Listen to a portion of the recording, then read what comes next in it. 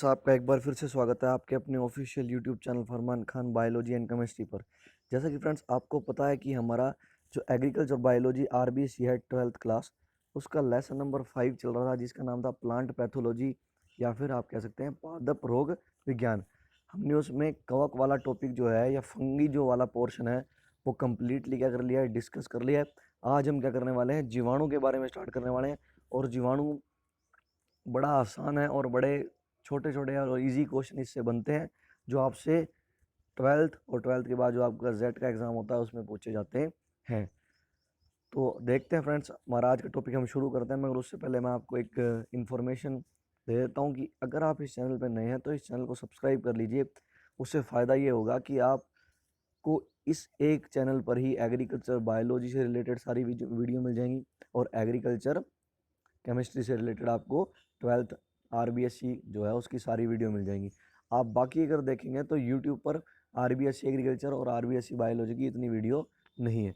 तो इस एक चैनल पर ही आपको दोनों सब्जेक्ट के हर टॉपिक की वीडियो मिल जाएगी। हम डेली सुबह 11:30 बजे और 12 बजे डेली वीडियो अपलोड करते हैं। और फिर भी अगर आपको कोई डाउट हो, अगर आप हमसे कांटेक्ट करना चाहते हो तो आप मुझे नंबर पर क्या कर सकते हैं, मैसेज कर सकते हैं या कॉल कर सकते हैं। मैं अपना नंबर बता देता हूँ, मेरा नंबर है 7357107447। ये मेरा कॉन्टैक्ट नंबर है। इस पर आप या तो व्हाट्सअप मुझे कर सकते हैं या फिर आप कॉल करके जो भी आप इन्फॉर्मेशन जानना चाहते हैं वो पता कर सकते हैं। तो देखिए, अब हम बात करते हैं जीवाणु या बैक्टीरिया के बारे में। तो देखिए भाई, जैसा कि आप जानते हैं बैक्टीरिया जो होता है वो क्या होता है, अभी एक कोशिकीय जीव है। आप जानते हैं भाई बैक्टीरिया क्या होता है, एक कोशिकीय जीव होता है, एक कोशिक जीव। ठीक है, एक कोशिक जीव। ठीक है। और आपको ये भी पता होगा कि 5 जगत पद्धति के अंदर मोनेरा जीवाणु को कहाँ रखा है, मोनेरा जगत के अंदर। 5 जगत पद्धति में अपने पढ़े थे, 5 जगत होते हैं, Monera, protista, Plantae, animalia, fungi. तो उसके अंदर बैक्टीरिया को कहाँ रखा गया है, मोनेरा जगत के अंदर रखा गया है। मोनेरा जगत के अंदर कौन आते हैं भाई, जो जीव प्रोकैरियोटिक होते हैं। तो आपके जो बैक्टीरिया हैं वो प्रोकैरियोटिक होते हैं, इसलिए उन्हें मोनेरा जगत के अंदर रखा जाता है। और आपके जो जीवाणु होते हैं वो क्या होते हैं, एक कोशिक होते हैं सारे के सारे जीवाणु। ठीक है ना। और सूक्ष्म जीव होते हैं जीवाणु। जीवाणु को हम नॉर्मली आंखों से नहीं देख सकते। जीवाणु का आकार बड़ा छोटा होता है, माइक्रोमीटर में होता है जीवाणु का आकार, कुछ माइक्रोमीटर में होता है। तो ये बड़ी सूक्ष्म संरचनाएं होती हैं, इन्हें देखने के लिए हमें सूक्ष्मदर्शी की आवश्यकता पड़ती है। तो देखिए, अब अपने पढ़ते हैं क्या लिखा हुआ है। जीवाणु प्रोकैरियोटिक कोमा एक कोशिकीय सूक्ष्म जीव होते हैं। सही बात है भाई, प्रोकैरियोटिक होते हैं और एक कोशिकीय सूक्ष्म जीव होते हैं। एक कोशिका का मतलब आपको पता है कि एक कोशिका से मिलकर बने होते हैं।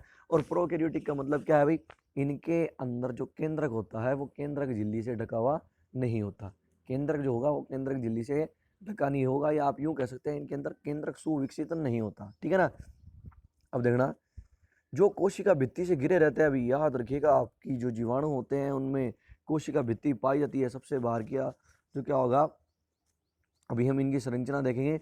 उसमें बाह्य कैप्सूल के नीचे, कैप्सूल के नीचे क्या होता है, जीवाणुओं में कोशिका भित्ति पाई जाती है। अभी अभी हम देखेंगे। और याद रखना, मतलब कि जीवाणुओं के अंदर कोशिका भित्ति पाई जाती है। अभी मैं आपको संरचना बताऊंगा तब आपको पता लग जाएगा कि कौन सी संरचना कहाँ पे होती है। और इनकी कोशिका भित्ति याद रखिए, इनकी कोशिका भित्ति बनी होती है म्यूरिन या फिर पेप्टिडोग्लाइकिन ग्लाइकोन की। किसकी, म्यूरिन की बनी होती है या किसकी बनी होती है, पेप्टिडो पेप्टिडो ग्लाइकोन, पेप्टिडोग्लाइकोन या म्यूरिन की बनी होती है। ठीक है ना, ये ई है भाई, पेप्टिडोग्लाइकोन। तो आपको ये बात याद रखनी है भाई। ठीक है। तथा द्विविखंडन द्वारा विभाजित होते हैं।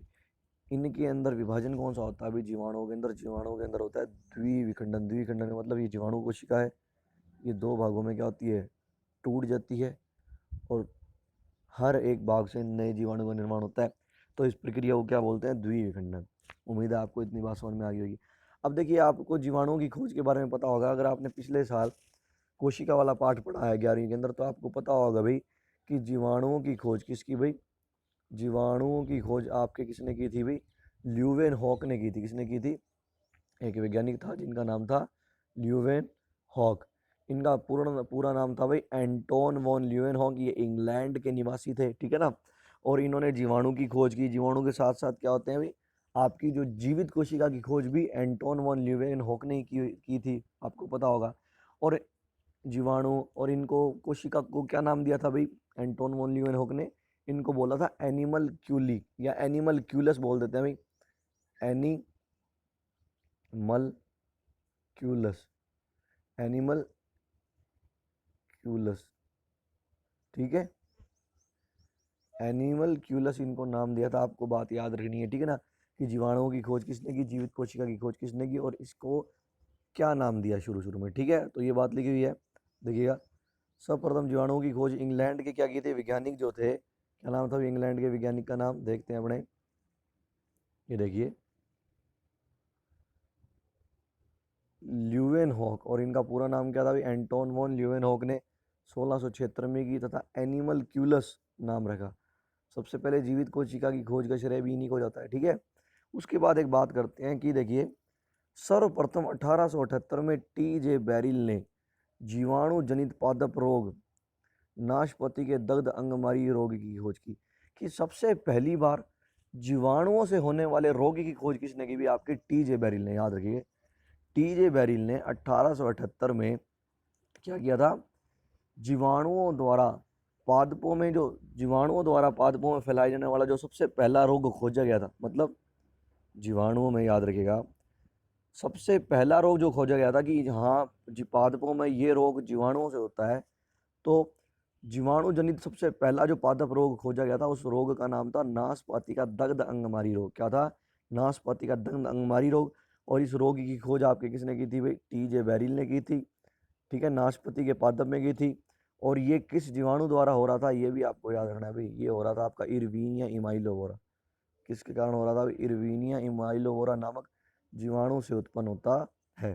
तो याद रखना भी, सबसे पहला जीवाणु जनित जो रोग खोजा गया था वो टी.जे. बेरिल ने खोजा था, नाशपाती का दग्ध अंगमारी रोग था, और इरवीनिया इमाइलोवोरा के कारण हो रहा था। अब देखिए आप अपने बात करते हैं जीवाणुओं के गुण के बारे में। किसके बारे में बात करते हैं, जीवाणुओं के गुण के बारे में। तो देखिए इसके लिए मुझे इनकी संरचना तो एक बनानी पड़ेगी। मैं एक बार रफ सी संरचना बना देता हूँ भाई, जिससे आपको समझने में थोड़ी क्या हो आसानी। तो देखिए भाई, अभी हम ऊपर तो डिस्कस कर ही चुके हैं, देखना जीवाणु के गुण या करेक्टरिस्टिक्स ऑफ बैक्टीरिया। तो देखिए करेक्टरिस्टिक्स ऑफ बैक्टीरिया के बारे में बात करते हैं अपने। एक सेकेंड ये देखो, देखना कि जीवाणु जो होते हैं एक कोशिक होते हैं, अभी ऊपर अपने बात कर ही चुके हैं, जिनमें सुविकसित केंद्रक नहीं पाया जाता, ये भी बात मैंने आपको बता दी है। इसीलिए इनको प्रोकैरियोटिक श्रेणी में रखा गया। इनको प्रोकैरियोटिक क्या होते हैं भाई, जिनके अंदर केंद्रक नहीं पाया जाता सुविकसित, ठीक है ना, या केंद्रक जो होता है केंद्रक झिल्ली से नहीं गिरा होता, ठीक है। इसके अलावा मैंने तुम्हारे को ये भी बता दिया कि जीवाणु जो होती है उनके अंदर कोशिका भित्ति पाई जाती है अभी, और जो कोशिका भित्ति होती है पेप्टिडोग्लाइकोन की बनी होती है या म्यूरिन की बनी होती है। देखिए जीवाणु की कोशिका भित्ति पेप्टिडोग्लाइकोन या म्यूरिन की बनी होती है। अब मैं आपको एक बात बताता हूँ, देखो आपको पता होगा भाई, जितने देखो प्रोकैरियोटिक कोशिकाएं होती है ना, याद रखिए भाई, प्रोकैरियोटिक, मैं शॉर्ट में लिख देता हूँ, प्रोकैरियोटिक कोशिकाएं जितनी होती हैं उनके अंदर कोशिकांग नहीं पाए जाते। उनके अंदर क्या नहीं पाए जाते, कोशिकांग। अब कोशिकांग क्या होते हैं, कोशिकांग क्या होते हैं भैया, कोशिकांग आपके क्या होते हैं, कोशिका के अंदर छोटे छोटे अंग पाए जाते हैं, उन अंगों को क्या बोलते हैं, कोशिकांग। जैसे आपने सुना होगा माइटोकॉन्ड्रिया, गोल्जी काएं, अंतःपर्दा जालिका, लाइसोसोम, ठीक है। मतलब ये क्या नहीं पाए जाते, कोशिकांग नहीं पाए जाते प्रोकैरियोटिक कोशिकाओं में। प्रोकैरियोटिक कोशिकाओं में बस एक राइबोसोम आपको मिलेंगे, 70S प्रकार के राइबोसोम मिलते हैं देखने को, ठीक है ना, सिर्फ 70S राइबोसोम मिलते हैं।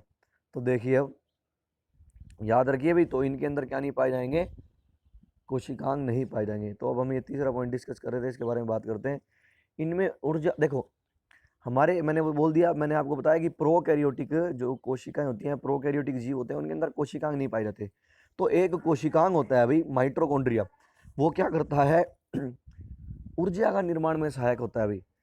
उस माइटोकॉन्ड्रिया में क्या होता है भाई, श्वसन का स्थल होता है माइटोकॉन्ड्रिया, वो वहाँ श्वसन की क्रिया होती है माइटोकॉन्ड्रिया के अंदर, और श्वसन की क्रिया के परिणाम स्वरूप वहाँ पर क्या बनती है, ऊर्जा बनती है। अब देखिए कोशिकाएं दो प्रकार की होती हैं, प्रोकैरियोटिक एक यूकैरियोटिक।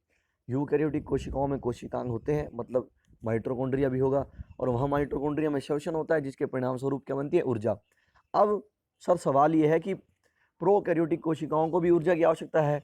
ऐसी बात थोड़ी है कि प्रोकैरियोटिक कोशिकाओं को ऊर्जा नहीं चाहिए होती, हर जीवित कोशिका को ऊर्जा की आवश्यकता होती है भाई। तो अब उस कोशिका के अंदर, मतलब प्रोकैरियोटिक कोशिका के अंदर कोशिकांग नहीं है, मतलब माइटोकॉन्ड्रिया भी नहीं होगा। अब सर जब माइटोकॉन्ड्रिया भी नहीं होगा तो ऊर्जा का निर्माण भी नहीं हो सकता, क्योंकि ऊर्जा का निर्माण कहाँ होता है, माइटोकॉन्ड्रिया के अंदर होता है। तो प्रोकैरियोटिक कोशिकाएं जो होती हैं उनके अंदर क्या होता है भी, क्या बोलते हैं, ऊर्जा निर्माण के लिए क्या नहीं होता, आपका माइटोकॉन्ड्रिया नहीं होता। उसके स्थान पर एक संरचना पाई जाती है जिसे मीजोजोम बोलते हैं। क्या बोलते हैं, मीजोजोम।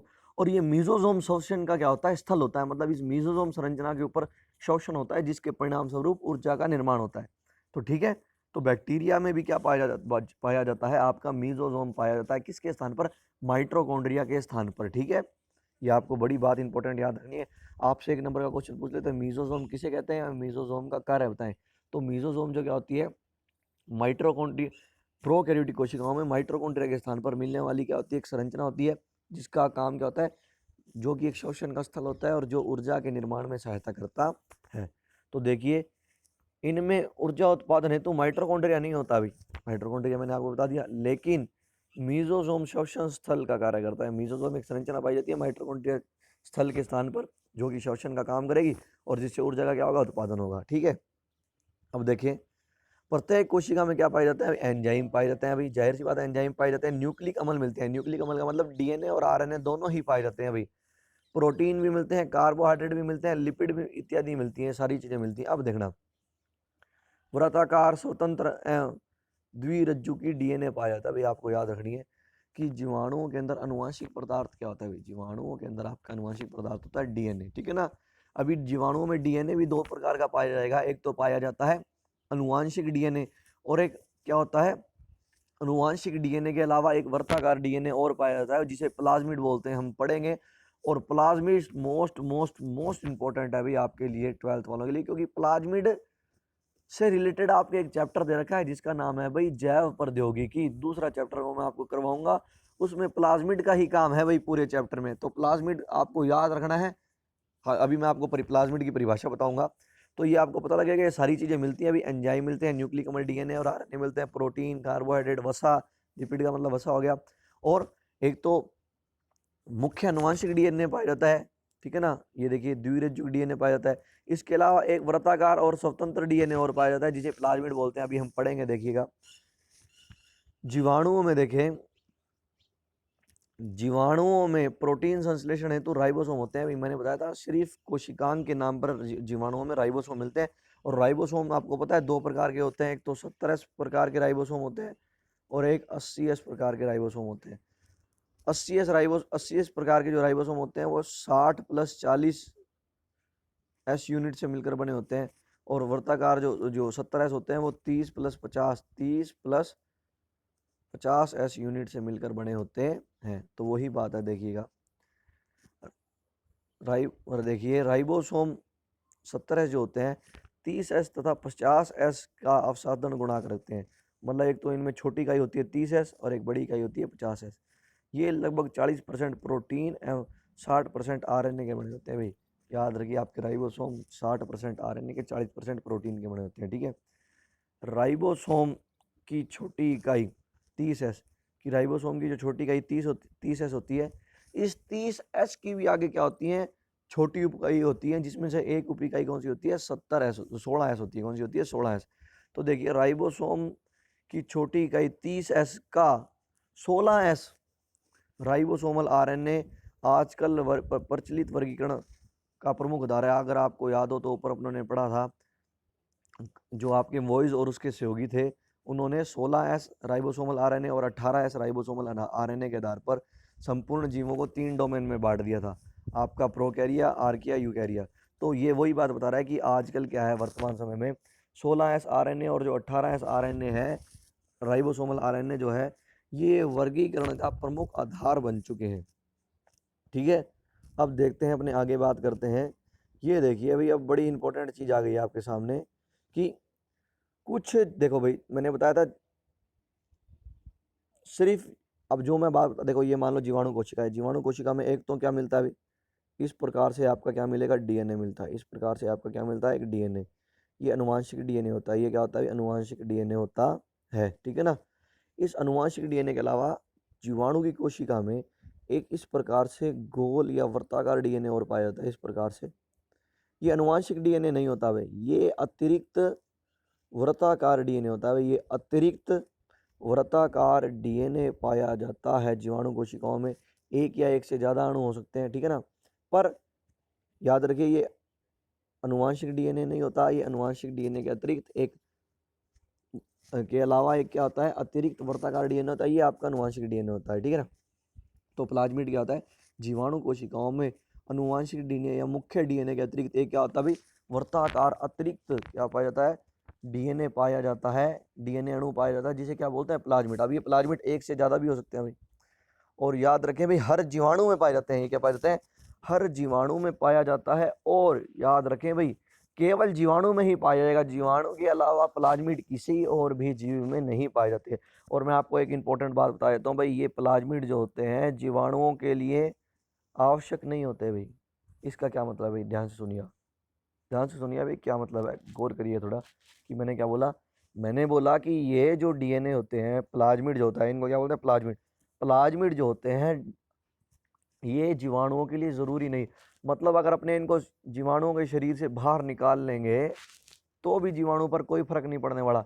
चाहे ये जीवाणु के शरीर में है, चाहे जीवाणु के शरीर में नहीं है, जीवाणु को कोई फर्क नहीं पड़ता है भाई। समझ में आ रही है, जीवाणु जैसे था पहले वैसे ही रहेगा। तो अब ये जीवाणुओं के तो कोई काम का नहीं होता भाई, पर मानव के बड़े काम का होता है भाई। किसके, मानव के बड़े काम का होता है। मानव आपको पता है भाई, बड़ी शातिर खोपड़ी का इंसान है। मानव जो होते हैं बड़े शातिर होते हैं। उन्होंने कहा कह रहा इसको निकाल लिया और इसको निकाल कर अपने काम में उसको यूज में लेने लगे। और देखेंगे हम कि मानव ने इसे जीवाणुओं से निकालकर इसका कितना बेहतरीन इस्तेमाल करा है। देखिएगा, जैव प्रौद्योगिकी के अंदर हम पढ़ेंगे, आपको मैं बताऊंगा, एक एक बात बताऊंगा। और बड़ा गजब का चैप्टर है, देखिएगा वो आप। तो उम्मीद है आपको प्लाज्मिड समझ में आ जाएगा। तो देखिए मैं बता देता हूँ, एक सेकेंड। देखिए, कुछ जीवाणुओं में अनुवांशिक डीएनए के अतिरिक्त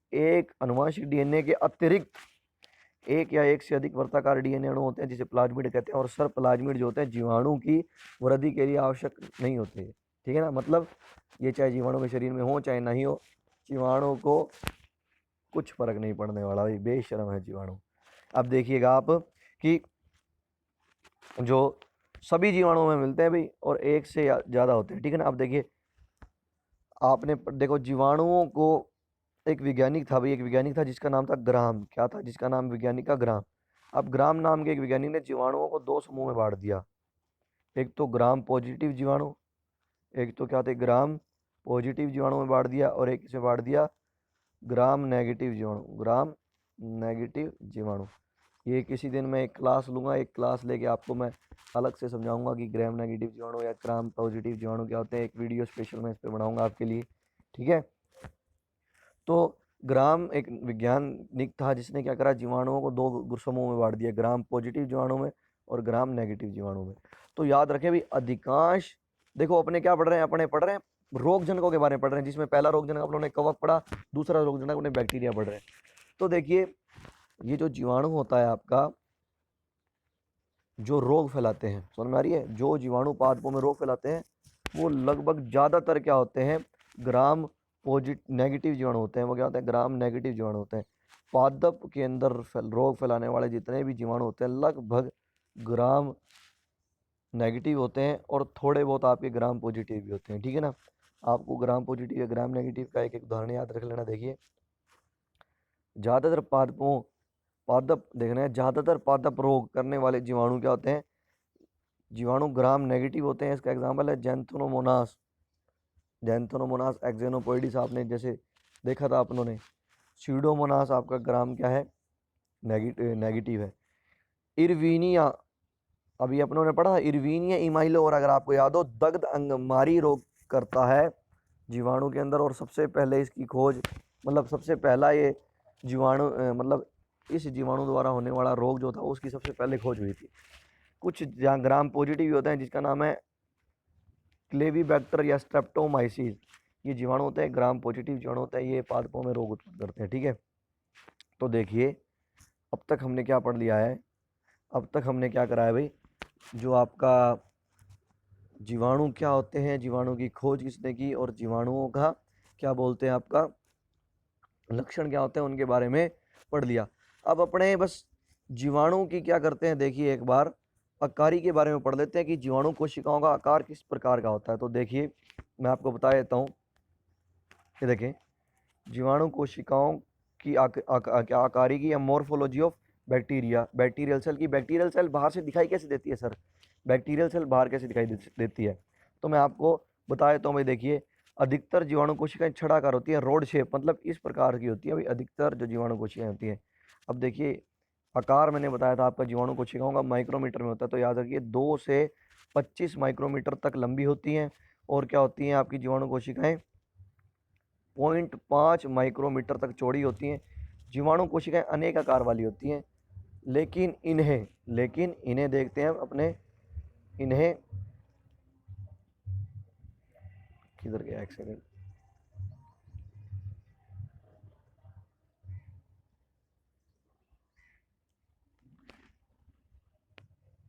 लेकिन हाँ ये देखिए ऊपर था भी, लेकिन इन्हें क्या 4 भागों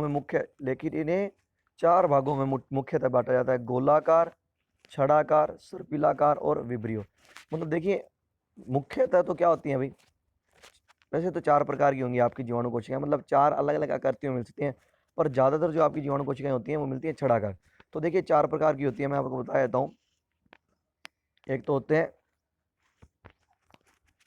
गोलाकार, क्या होते हैं गोलाकार, गोलाकार जीवाणु को के लिए शब्द इस्तेमाल में लिया जाता है कोकस, क्या बोला जाता है कोकस। तो देखिए 4 प्रकार के हो सकते हैं जीवाणु की संरचना, मतलब जीवाणु कोशिकाएं मुख्यतः 4 प्रकार की देखने को मिल सकती है। एक तो इस प्रकार से होगी गोल, तो उसे क्या बोला जाता है गोलाकार जीवाणु कोशिका, ठीक है ना, या इसको इंग्लिश में बोल देते हैं कोकस, ठीक है ना। दूसरी आपकी होती है छड़ाकार, क्या होती है छड़ाकार, छड़ाकार को बोला जाता है बैसिलस, छड़ाकार को क्या बोला जाता है बैसिलस।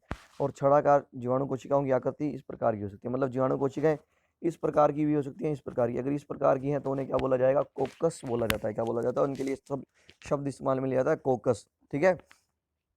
और अगर इस प्रकार से छड़ाकार हैं तो उनके लिए शब्द इस्तेमाल में लिया जाता है बैसिलस, क्या लिया जाता है बैसिलस, ठीक है ना।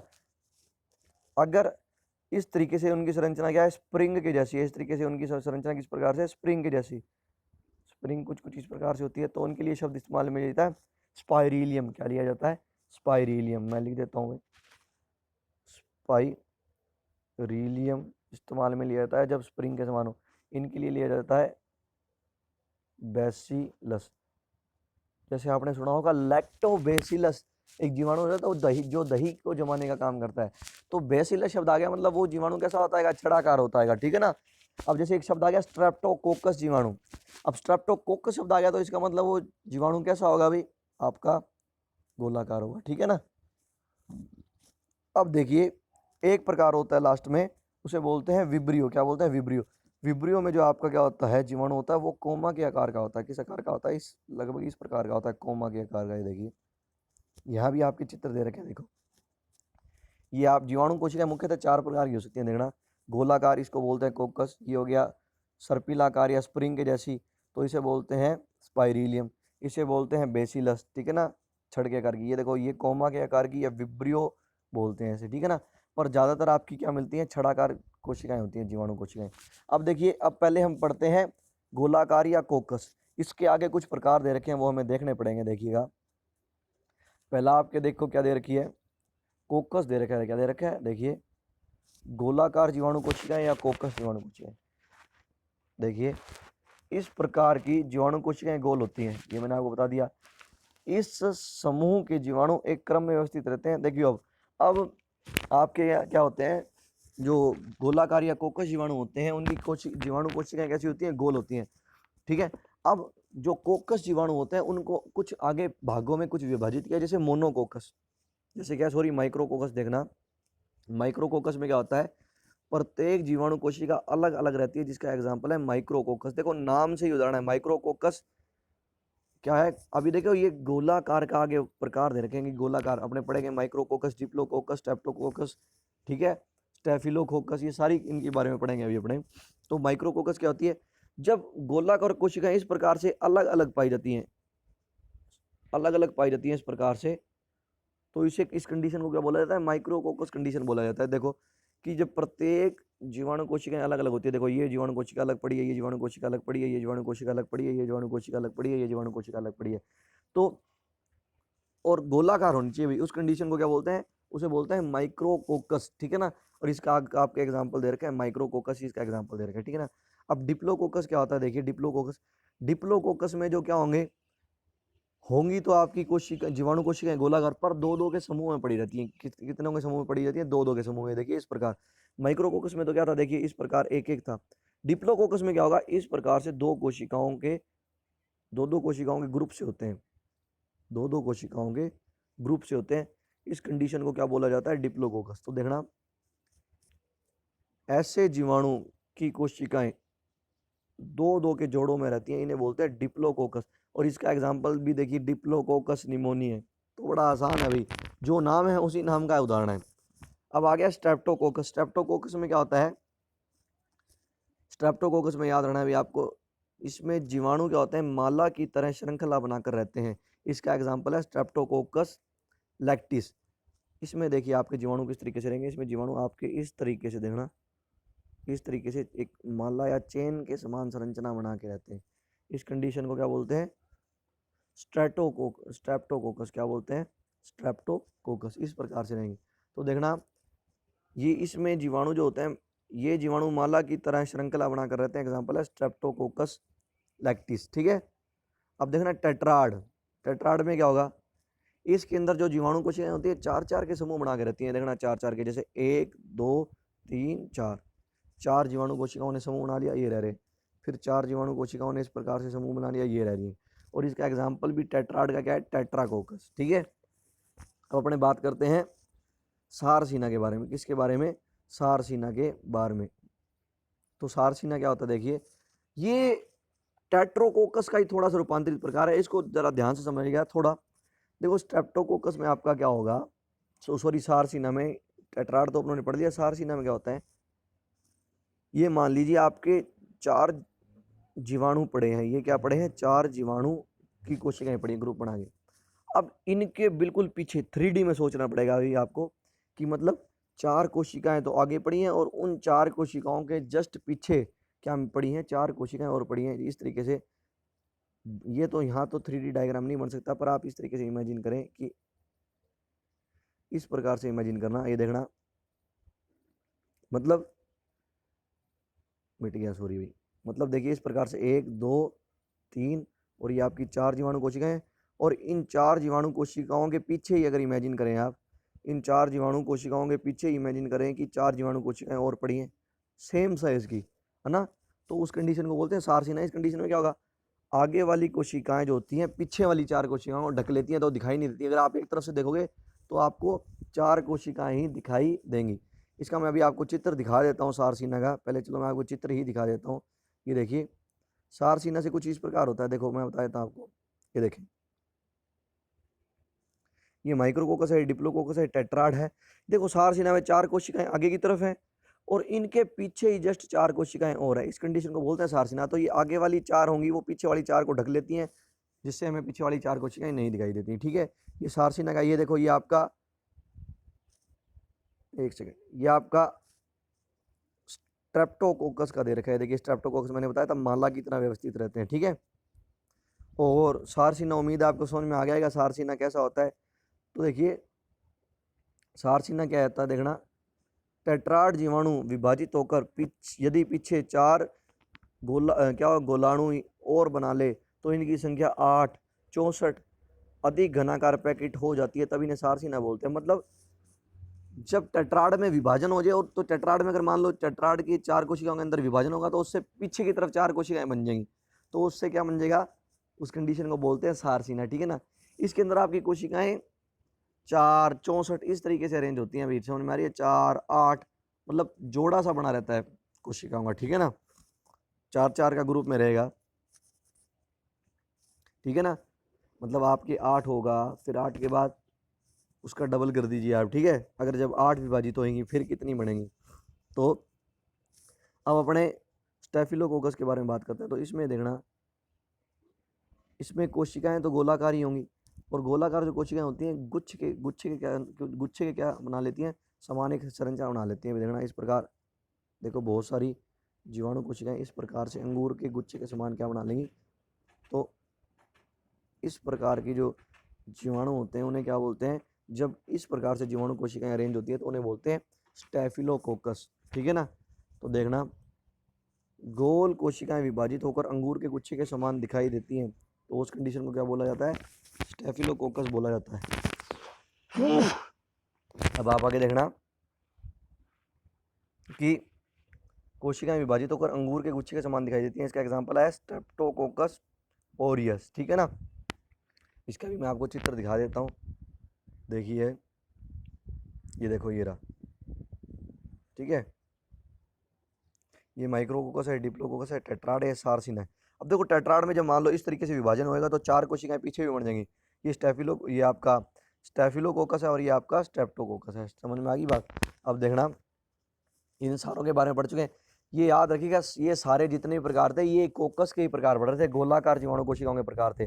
अब देखिए जो बाकी 3 कोशिकाएं रहेगी, छड़ाकार, ठीक है, सर्पिलाकार और विब्रियो, उसके बारे में देख लेते हैं।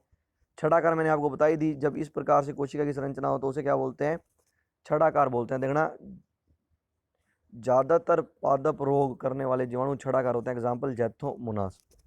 सर्पिलाकार में देख लेते हैं, जीवाणु कोशिकाएं का आकार सर्पिल रूप में होता है, मतलब स्प्रिंग के जैसी होती हैं, और इसका एग्जाम्पल क्या है भाई, स्पाइरिलम वोल्यूटांस। ठीक है ना, स्पाइरिलियम वोल्यूटांस इसका एग्जाम्पल है। फिर विब्रियो की बात देख लेते हैं कि यह जीवाणु क्या होते हैं, कोमा के आकार के होते हैं, घुमावदार होते हैं, इसका एग्जाम्पल है विब्रियो कॉलरी।